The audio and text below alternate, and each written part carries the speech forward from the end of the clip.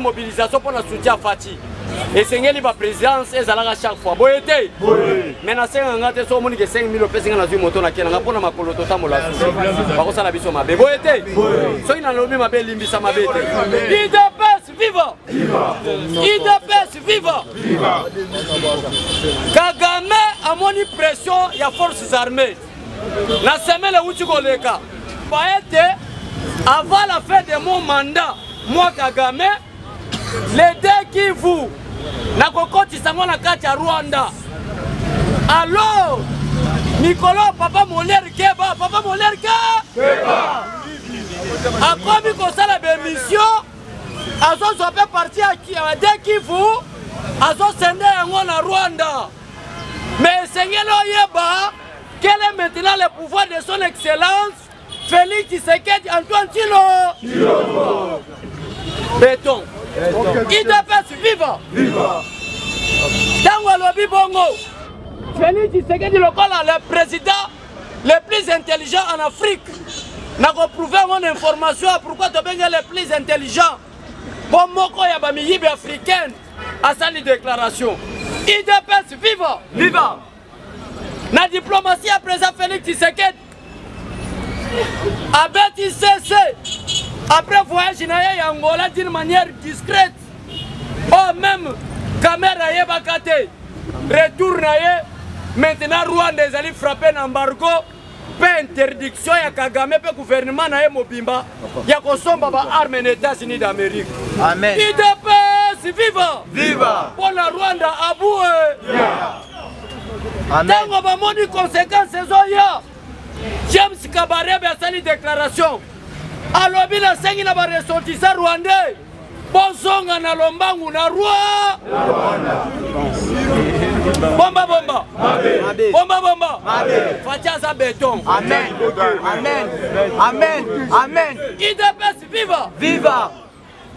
Après messe noire, il y a Vital Kamere. Na ba dignitaire. Il y a FCC pour bakendaki na mariage wana. Ezalaki mariage ite. Ezalaki bakenda kopesa ba rapport na Museveni pe na Kagame. Ba oba yaka koluka ngai ndenge na tesa bino formation ya Serbie. Na kotali sayo na kacha ba image batindeli biso ndenge ba ko melaka ba ko binaka. IDPS viva. Via Margot ba sentir que moto ezo banda na makolo zo mata. Parce que après avoir ko pacifier est manduke kotala nde Rwanda. Yango ano moni muyibi ya mbongo na batu ya Lamuka basote premier na koloba la balkanisation poto ke nemba una dialogue or que moto ezozala ndeko nanga uti koloba awa bazobenga ngo triangle de la mort FRDC comme des gens na linga pelisa IDPS viva viva c'est le analyste politique balobi boye na baso triangle de la mort wana eza place batu bakufa plus de 3500 personnes batu IDPS viva viva siko FRDC commune de place wana nyata biloko tole Fatima Yele azui tatu atie commandant suprême ya opération azui Mungala atie adjoint albi bangala pe babeta mo manduki bien so futie bien mais yo tatu zala wana ba complot nyonso aboué ba o nyonso bazako benga bakatange c'était des infiltrés tozolo bela bakatange bandeko na biso katanga te mais bakatange ya ba Rwanda ba mikomisa bakatange biyibi IDPS viva. Maintenant Fatia le bino trop c'est trop. Tatou. Nyata borto saranine. Est-ce que bozoka makelele za kuna? Ndeko ya solo sengela soutenir ndeko na ebote.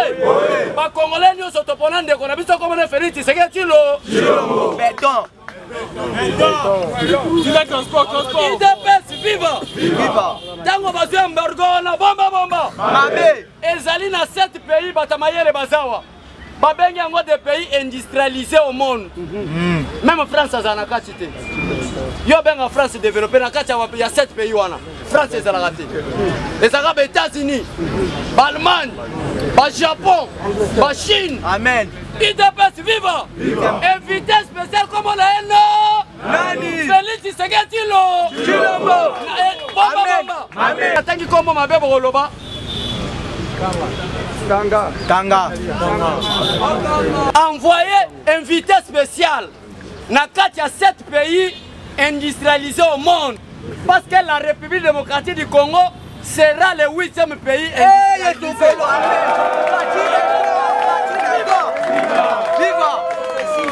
Bomba. Nous serons le 8e pays industrialisé parce que tous les bagnos sont là.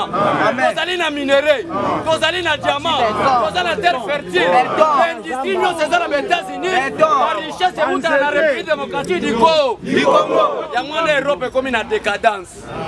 Balkanisation de la République démocratique du Congo est en Europe. Précisément 2 pays. La Belgique et la France. IDPS viva! Comme une décadence. Combattant peuple congolais. Si nous avons qu'il y a 3 personnes au monde qui sont en Melanga. Donald Trump, Poutine et son excellence Félix Tshisekedi Tshilombo. Russie et les États-Unis na Matouza.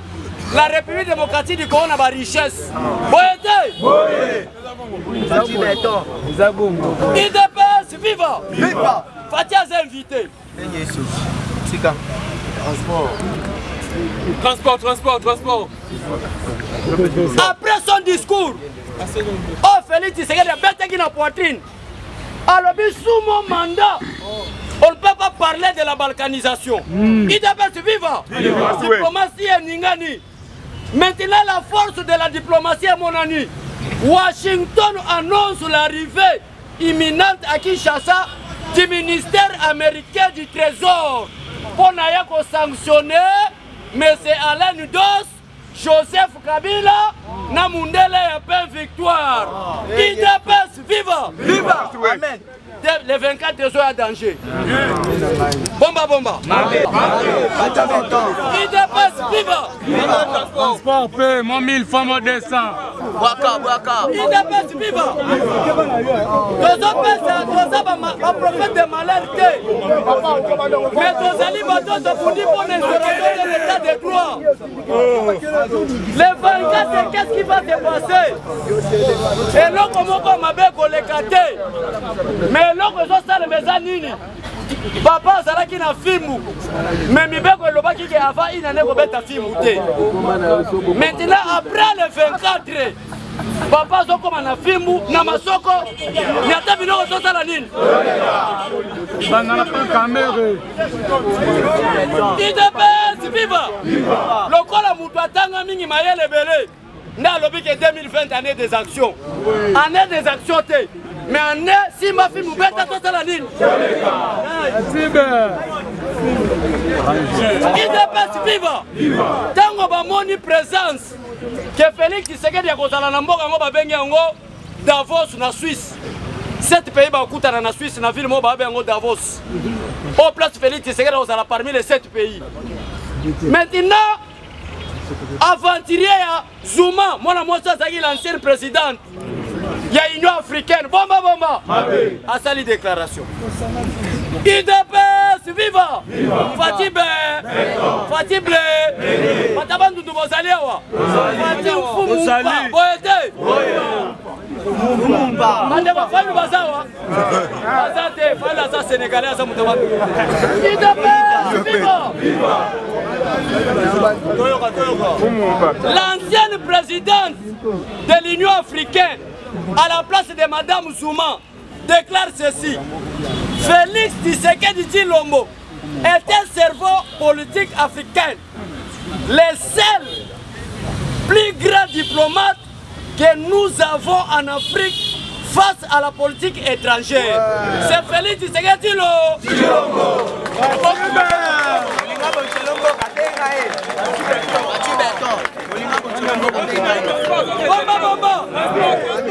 Bomba. À qui dit la C. Alors, c'est ça qui fait la différence entre Félix Tshisekedi et les autres politiciens congolais. Et les autres comme Martin Fa, Jean-Pierre Bemba, Vital Ka, Kamere Rwakadi.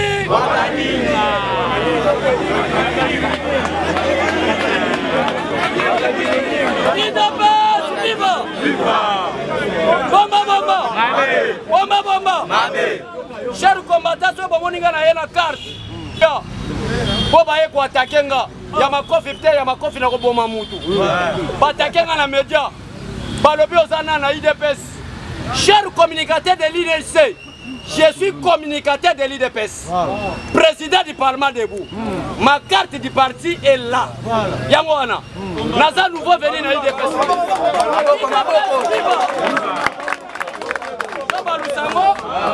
Tobalusi elongi ya mentor na biso Etienne Tshisekedi Zawana naza membre ya IDPS selon les statuts de l'IDPS tozali égaux en droit et devoir place otomoni que même siège asali mabe tobetaka boyete sikoyo oza kotuna nga oza nani nazali peuple congolais qui soutient Félix Tshisekedi tant que na komona caméra za muyibi toko dénoncer boyete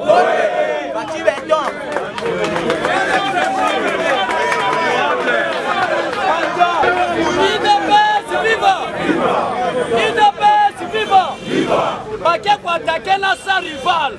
Oza journaliste aloba pour la combat Félix Tshisekedi babetier. Mais biso Tshisekedi atikela biso politique a frappe te politique a mayele. Boyete. Toko beta bino te metoko loba ke boza be étranger. Boyete.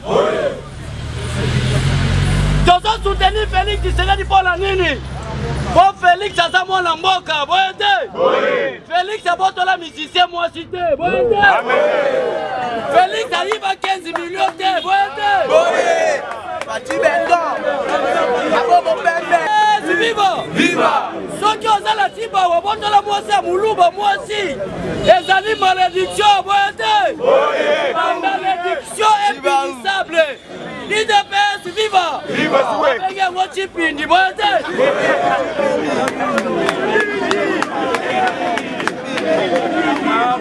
déjà.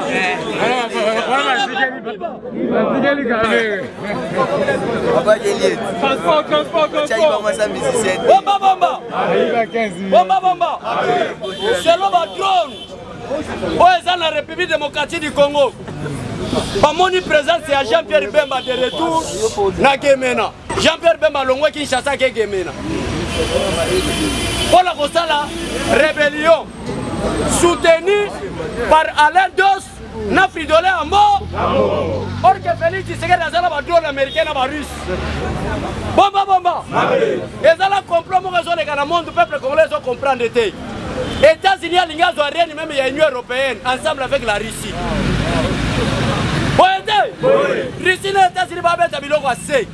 Mais Européens va aller la police. Les pays les plus puissants en Afrique, c'est la République démocratique du Congo. Fatiki Mamba Usala Nini. Fatiaki. Désolé Ngi Sabato. Kobanga Noël Mokota. Fimwe Koya. Pendant le cabinet présidentiel au gouvernement. Fimu na fimu. Frappe sur frappe. Pakata Mangu. Yo, Ozako Boya combattant, Ozofinga combattant. Au na Parlement debout. Awa combattant, Ozokomata Mwana Mutuka. Bon, et parce que des seuls peuples congolais, la capacité de diriger Mboka, c'est le combattant de l'IDPS. Amen. Et ça, quand on combattant, on travaille pas mon amouibité. Chers communicateurs des autres partis, même on a besoin de Nazaboy. Ceux qui n'ont pas mon IDPS na Koufi. Et pas la mission politique à Mouibé, à la gâté. Yangwa tolobi que seul va combattre va travailler pour l'intérêt du peuple congolais. Ah c'est vrai. Bomba. Histoire ici la terre à bientôt histoire il faut ça la nini. Posez là trésor américain zoyao. Ba dossier ndenge konanga lobby à droit de l'homme. bazala ko se préparer. Ba classaki la République démocratique du Congo 10e en Afrique na force. Mais avec quelle arme? Ba arme nyonso ba bomba ngona bandako. Yango Félix Tshisekedi souple. A flatté Kabila na lipeka. Alors mon frère, rato za mandé fois pembe. On finir le passé. Kabila za mandé fois 4 ans ça ni. Alongoli. Pour que les 24 jours Félix Tshisekedi zo ba je vais finir le pas. Qui vivra? Fatime. Béton. IDPS viva. Viva. IDPS viva. Viva. To soutenir ndeko na biso. Fati wetu. Fati na beto. Fati na biso. De soutenir yé. En dehors de Félix Tshisekedi. Bateau nous sommes pas koloba ce sont des voleurs. Oui, oui. Amen. C'est ça. Moi nanga nanda kwa so bisanga lobi papa. Asa mwana mukeme atale longia fa lobi que c'était na fantiri. Alobi que papa pour ni so fa lo zo loba azoke longia zo kanga boy. Na lobi que aza fande du pétrole à Sénégal. IDPS viva. Viva. Ba fande du pétrole Sénégal ba kanga kelo. Elongi. Mwana squad. Mais la Fatima na maïta na solo non soyez calme. Je ne peux pas finir le passé. Je vais faire d'abord des réformes institutionnelles, que la justice soit réellement indépendante. Dès que la justice doit être indépendante, maintenant on peut finir le passé. Vous voyez? On finir le passé, on met la justice unie. Et c'est là pour la justice pour qu'on a besoin de ça. Moi, je suis abanina nous mandaté. Bato nyonso ba koloba biso boko lenga pamba. Mandat Fati bandina nous. Mandat Fati ezali après arrestation à Kabila. Amen. Tosali organisation de la République démocratique du Congo. Nani apuya ki Kabila pour ba balkaniser mboka. Fridolo Mbongo zalaki Olomwe. Matepa Lozalaki Olomwe. Kamere Ozalaki Olomwe. Muzito Ozalaki Olomwe. Bemba Ozalaki Olomwe. Moïse Okutota te posa meti. Boyete. Alors, totika na biso moko na terrain. Boyete. Mokili mobimba boyo kabiso. Malheur moko te ko comme la Félix Tshisekedi. Félix Tshisekedi soko isa inane le 24. Qui vivra? Otia tembe. Il y a recrutement aux Salema na DGDA. Pour balancer na ba province nyonso bazali ko recruter ba agent ya sika ndé ba combattant na ba parlementaire de ba tomboki parce que trop c'est trop et puis ba tomboki parce que makambo zo Salema na ministère des finances il semble que d'après eux ministre des finances il devient un blocage pour le pays, pour le chef de l'État. Voilà. Et vraiment, est-ce que Ezali Mabé a recruté dans le moment où c'est loyo tango moni bandeko wana? C'est longa ina koloba oui Ezali Mabé. Je travaille à la présidence de la République, bureau nanga yangwana kuna. Depuis le 25 janvier 2019. Ezali na document mukanda communiqué to bengi officiel. Il y a son excellence monsieur le directeur de cabinet et chef de l'État. Honorable Vital Kamerhe et les pacificateurs, Oyo aloba que jusque nouvel ordre, ba mouvement na ba entreprise publique et salimati. Alors, maintenant, deux GDA azali ko recruter. Est-ce que communiqué wana ya directeur de cabinet Oyo et pekisa ba mouvement na ba entreprise publique, est-ce que ezali levé? Est-ce que, parce qu'on n'a pas vu circuler une note contredisant ou abrogeant communiqué officiel à la directeur de cabinet. Donc voilà, je pense que le message n'a qu'à lancer dans le directeur de cabinet de Ezali, il y a qu'à arrêter le recrutement. Pourquoi ils veulent le recruter dans la précipitation?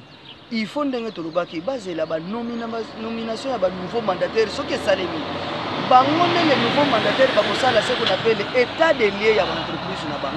L'état des liens à l'entreprise, sur base de l'état des liens, nous allons ressortir les besoins en capital humain à l'entreprise.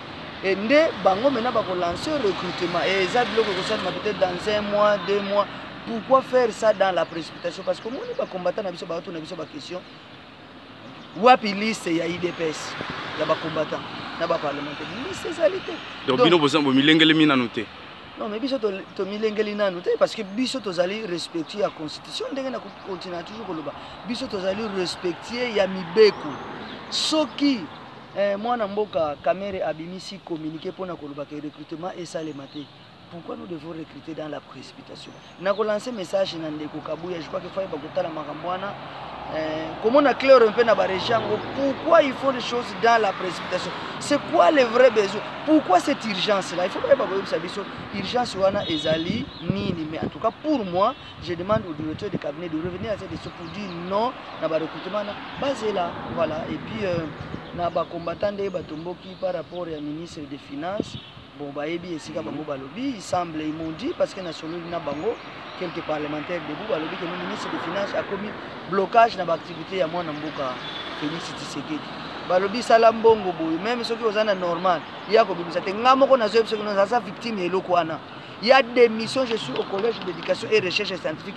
Il y a des missions même pour un dossier, il y a gratuité de l'éducation pour se rendre compte qu'il y a effectivité. Il n'a jamais libéré ces dossiers. Mais nous détenons des ordres de mission qui datent de 2 mois. Vraiment. Donc moi je pense que vous avez vu comment Batoyo Babalayer et Boulevard, Nengue Boulevard est commis très sale. Il semblerait qu'il y ait foot à mater. Je ne sais pas pourquoi ils bloquent, mais ils disent que c'est le ministre des Finances. Blocage des alliés. Bon. Est-ce que le blocage, on a dit à quoi pour exécuter vraiment? Pour tout le monde, il peut pas bloquer. Tout droit au but, papa. Blocage, on est alliés, c'est le que non. Il y a les gens qui mettent en place des stratégies pour que Félix Tshisekedi abimakaka mwana mabe action na ye na bana mboka et mona na té tout ça. On connaît tous ceux qui sont en train de mijoter na kata babiro na. C'est ça, ça vise. Moi j'ai toujours dit ça. Tout ce qui se passe dans le pays na biso, ça n'a rien à voir avec la population. Tous ces gens-là, non, moi j'appelle ça c'est des mini-frétins, mais c'est la tête de Félix Tshisekedi. Parce que ce qui Félix Tshisekedi a ça, l'action est bien. Et là, même Félix Tshisekedi. Félix Tshisekedi, il ne peut même pas attendre le 31 décembre ici. Ce qu'il doit faire, c'est de virer seulement les DG, il y a Régie des eaux. Non, mais papa, explique-nous qu'est-ce qui fait que il y a 2 jours, président, il y a syndicat, il y a Régie des eaux, à lobby que Kinshasa Gozala na maïté, période de Nyon Oyo, il y a décembre, il va faire suivité. Bon, papa, toi analyser Bissonayo. Balobi parce que l'État congolais a un délai, il faut affouter la Régie des eaux. Mais papa, est-ce que c'est la date de quand? Est-ce que la date est datée dans l'époque? Il y a Kabila, l'époque où Bissot continue à pouvoir à Félix Tshisekedi. Il faut total. Mais moi je pense que ça allait être daté dans l'époque de Kabila. Pourquoi à son temps, parce qu'il savait que Kabila a coquine, pourquoi pas revendiquer droit dans Bangote? Pourquoi pendant 100 jours, moi je suis Félix Tshisekedi a pensé que Bangombongo, 4 à 5 millions, 160 000. Tout ça ils sont en train de faire parce que social et Maï est allé entre autres dans social. Rendez-vous compte 2 jours Maï est allé à Kinshasa. Maï n'a pas source. Combien de personnes combien de femmes, de jeunes filles vont être violées parce qu'à la 4h du matin tout ça ils font ça parce que comme je continue à le dire, ils cherchent la tête seulement de Félix Tshisekedi. Donc moi ce que je demande au président Félix Tshisekedi, c'est de mettre seulement de côté ce directeur général de la DGD. Il y a Régie des eaux, il y a équipe parce que au Balingi Basala ezali komeka Musapina Luzindo. Tala 1 heure du temps après.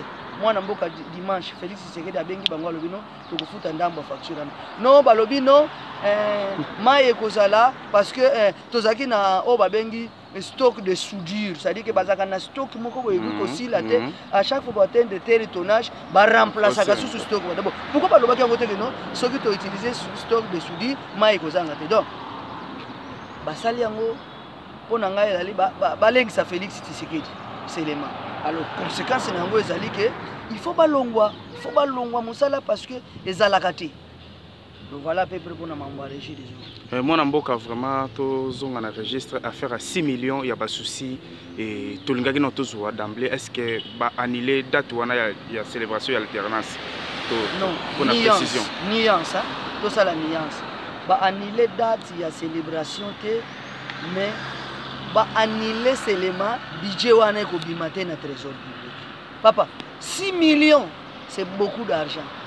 Na boy na ngai kokota na makambo parce que soki na zongi so bato ba pesa ki ba idée ana omona kake batangambo na kuna mususu. Mais bino bomba gate, bino bomba zaka mabe. Mais biso bomba na sina lobi yake batangambo na kuna mususu bande kuna biso ya ko so de ba pesa biso ba idée ana to bisa ba 6 millions. Papa, 6 millions c'est 6 km bache makadam loko mona ngobu 6 km papa entre nous non ezali priorité pour la République démocratique du Congo to boyi ko fêter date ya alternance il faut to fêter mutu lokola ngai Lemso Félix Tshisekedi a yebi yango te na profiter de l'occasion na pesa un message ngai en tant que président ba jeune ne Congo ya UDPS na Congo central na organisé Yopo Kozala le 24 janvier 2020 l'an 1 ya Félix Tshisekedi sous le haut patronage ya ndeko na ngai Atuma Tubwana le gouverneur du Congo central toko présenter ba action ya chef de l'état na kati ya province ya Congo central na l'an 1 na ye ya sali donc kuna na komona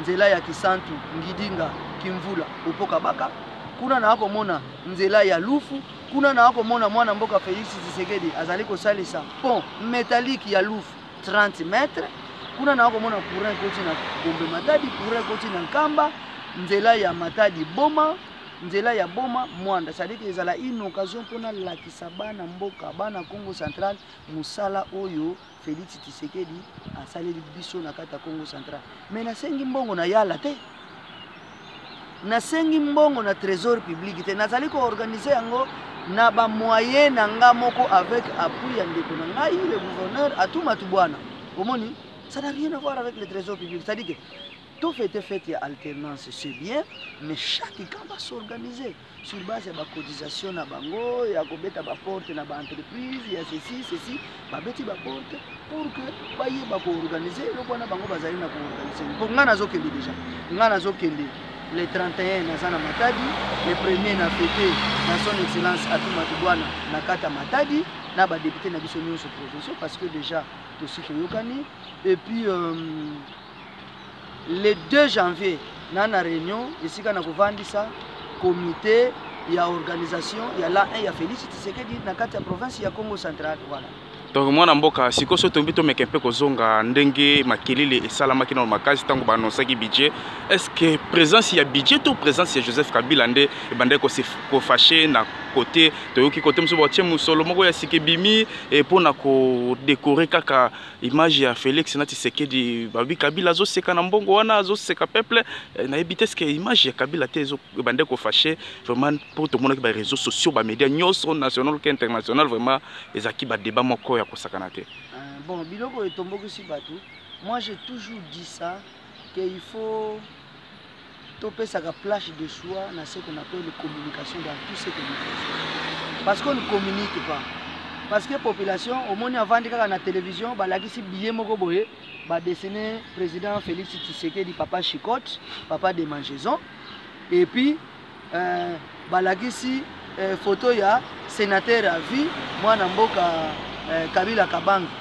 Alors, tout le monde ici bateau parce que bateau ba yebite mais pourquoi il faut pas dessiner les biso mbongo na deux bateaux.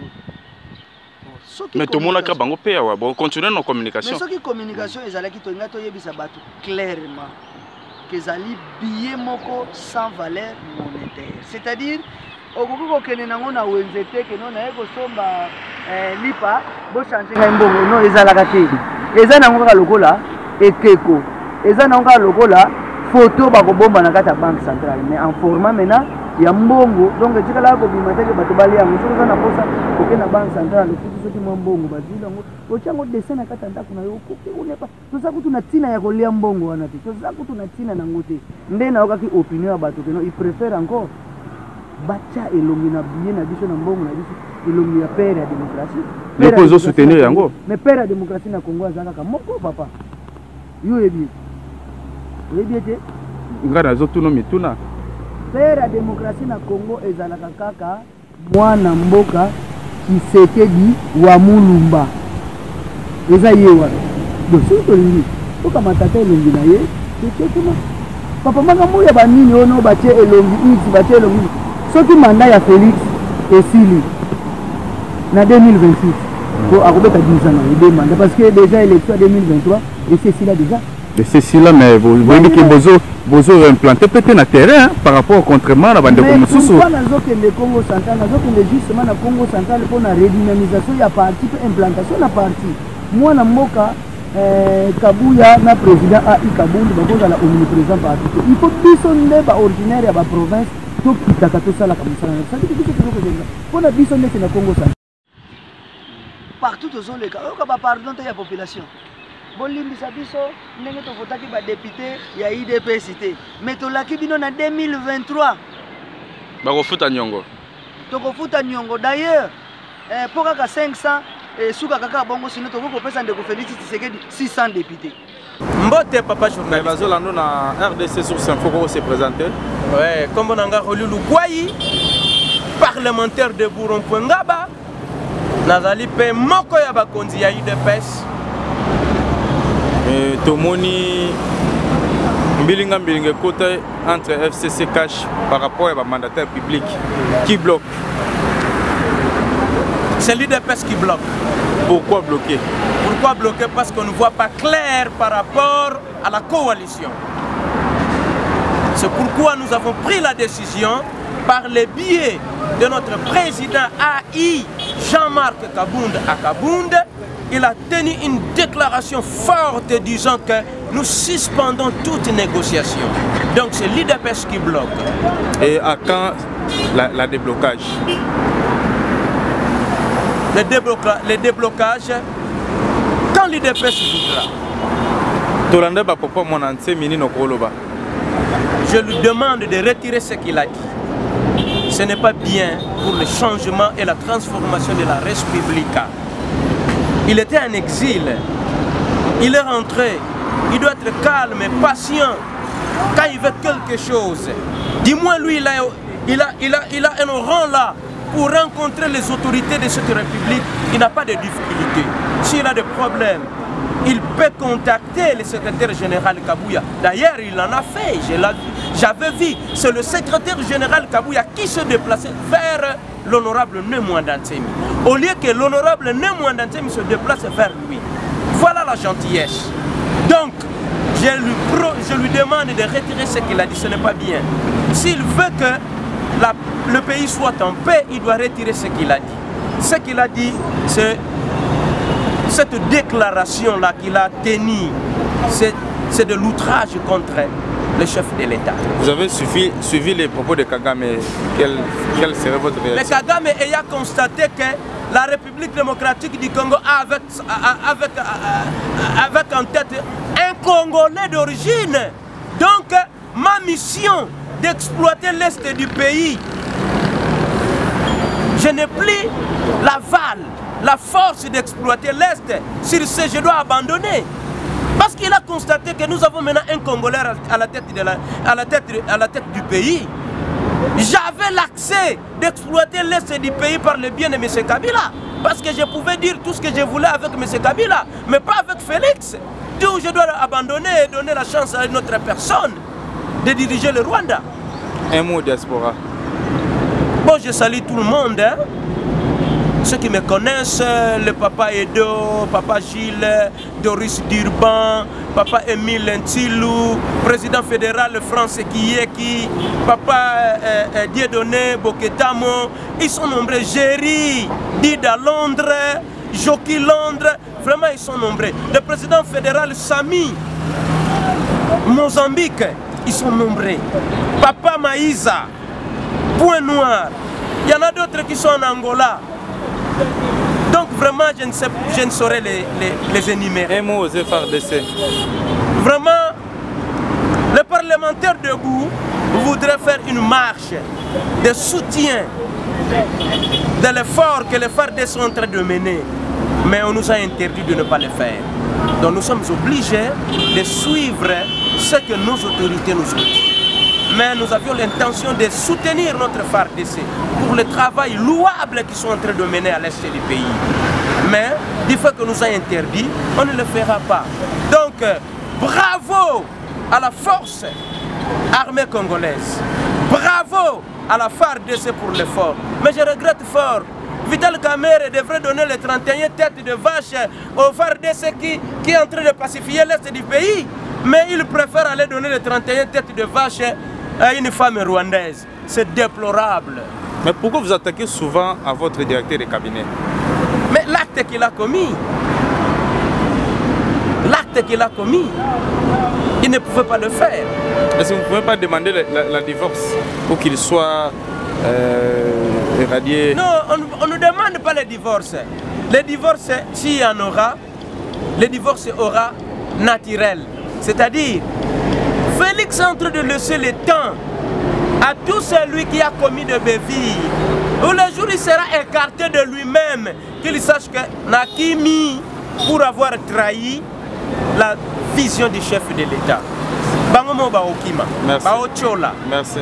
Merci beaucoup. Botepe bandeko na nganyo surtout obalandanga obayokanga kala na ba mwa ebele ndeko na bino Doris azongi na base ye o bozomona o bomona ndeko na bino Doris na piste bandeko na nga o misusu ba diaspora ba camarade na nga be na ba ami ebele o balanga nga o toujours batala ramai mwana mboka bolandaki ba popo mone mwanda nse minino koloba ba pona ngai na kolinga na pesa ndeko na ngai aza ndeko na nga mwana nchema aza ndeko na ngai na nga na pesa conseil na pesa zaka ya muke eloko asali wana ekitise niveau ekitise vraiment vrai niveau à makasi ekitise niveau bimise na niveau primaire dans le sens oza ni député oppositila pas même mais tout le monde yo ok tenant na peut-être serment comme président est-ce que eza liboma ya prison de esali yo pour ça le loko wana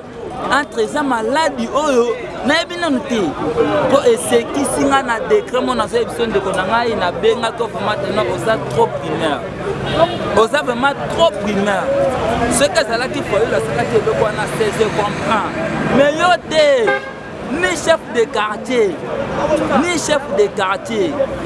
ok ça le loko na pe oloba pe bien teno nazobimisa gouvernement na ngai ndeko na ngai nini yango emataki bino nini yango esalaki yo conseil nino kopesa ya poto sukisa conseil on a opesa ye eza teno ndeko na ngai yo na Fati bozalaka bo talaka eloko asali yo na tama kabila awa oyebi te okimaka ya prison okotaki moyen obima ezalaki te me mutana asali lo faveur ya obima lelo na prison ozala libanda après comme tosali lo faveur wana olingo koma sumbanda na ye onanga na koma président eza na sens te ya na sens te na pesa conseil yaka dosa la politique yaka oyo kola sous politique oyo ba politique ndenge ça basa la politique na nzala te na yebi teno o politique o sala wana a politique ma politique vraie politique nzala basa la politique na nzala te na pesa conseil yaka toujours na participer na bandeko na nga na bakiseli bango susu ndote na ba o bazaki na numéro na nga te na profiter plus 243 81 82 43 201. Bon, actualité à propos ya lelo oya mboka d'abord ya liboso na opesa bandeko nyonso oyo bazolanda biso mbote esengo eza mpona tomonani na 2020 eza bato ebele tozalaki na lichi oyo bamonani te nzambe asoutenir biso tomonani yango wana opesa bango na okri oyo bayebelinga bitakwira na IDPS bomba mabe onde bayebelinga kri wana aboka yango bomba banomanga mabe na IDPS bitakwira mais kombo nanga eza kisambu mawana Eric wana banomanga eza sino ya koloba ya lelo oyo bandeko na biso ya FCC coalition oyo tosala na cash lelo oyo lisolo na yango esalamaka lisu te Jama Kaboun, président ya biso AI Jama Kaboun ya IDPS alobaki na Néhémie soki intérêt peuple eza te moyen tosala négociation eza te basala négociation na tête du fleuve plus on va ça lelo banda yebise bongo soki clair eza te bokonange boyoki banzembo na betaka bokonange ezala coalition toboyite mabe na oyo kobanda bakonange te bakonange mpona Congo bakonange bango nyonso eza bitakura mutakwaka nzembo mpona ni coalition eza intérêt ya peuple babi yango nde na loi na biso esengi tokosala coalition na bango mpo tosala nde intérêt ya peuple mpo na nation mais tosali na bango volonté na bango eza te na kati ya peuple na cadre wana biso bato ya idps tokoki kotambola bongo te tokoki kotambola bongo te yango wana tozopesa bandeko na biso ya kashi toli batika kolela ya top congo esali bango soni baluka eza jama kabuni oyo aza cordon ya kashi batuna ye soki babongisi bapropos intérêt peuple ezali bakosala yango tala lelo eza jama kabuni abimi baza na CG quelque part mpona kosola apropos ayoki bato baleli mingi mpona kotala ndenge nini soki babengi nga na kobandela mango wapi babemi yango wana toyebisi bandeko ya kashi FCC tanke bozosala blocage ya peuple ndoko bozomibloke bino moko botala lelo sikoyo bokomi olela mpona soki eza bien bokomi olela mpona nini yango wana bitakura alobaki plasi bokoki koluka basango boluka force fale bosenga président Félix Antoine Tshisekedi Tshilombo béton bic rouge de boulonnement silencieux bosenge pardon na mabe oyo bodirige peuple congolais na 18 ans soki bosengi pardon bosengi sous peuple congolais pardon mpona miniti o FCC boza allié na peuple boza allié te olandaki ne mwanda ntemi nini okoloba ah bon propos ya mwanda ntemi eza baventure oyo basala na Congo oyo ezalaki Kabila ntango azalaki président lelo akomi sénateur en vie président sortant comme sénateur en vie ayebi kabali ni abeteki na Kabila mais c'est Kabila lelo oyo mwana ntemi alingi obetango na président Félix Antoine Tshisekedi Tshilombo ata yango eza baventure na bango basala na Congo oyo bakomisa Congo neti comme kopi moko boye soki bamoni bake balingi omonaka mwa blocage basengi dialogue tovanda tobeta yango atala lobi nga soki nalandi mwana ntemi eza neti nga mpe nakomi aventurier atiki mwana ntemi lelo mwana ntemi akomi oloba na justice babengaki te ezali kaka nalobaki kaka bongo mpo président akomprendre nga ndako yanga ezotanga banda baventure asala époque ya Kabila ndako ne alobi ezotanga donc asalaki bongo mpo président apesi mbongo babongisa ndako yoka biloko bongo olandaki mpe pourquoi Paul Kagame bon Paul Kagame eza akosala bapropos soki biso état topesi nde akosala bapropos mais neti eza individu na muzitu asali déclaration Paul Kagame akosala propos te na comprendre mbala moko Paul Kagame na bango baza dio omoni président Facha akipe bango te mpo moni eza baventure lelo na minitio na este ntango muzitu alobaki yango mais retour esalami Kagame azozwa barwandais na bitumba na este kuna pete na pete balakisi ye force azozwa bato na ye na pete mokili mobimbe moni barwandais nde babunisaka biso bakongole tala RDC mosala azosala RDC 100% osoutenir bino ya 100% nalingo tia kutu marche a le 16 mpona kosoutenir bino mais tellement propos ya actualité oyo tokende yango sur le terrain yango totie marche te nalinga otia marche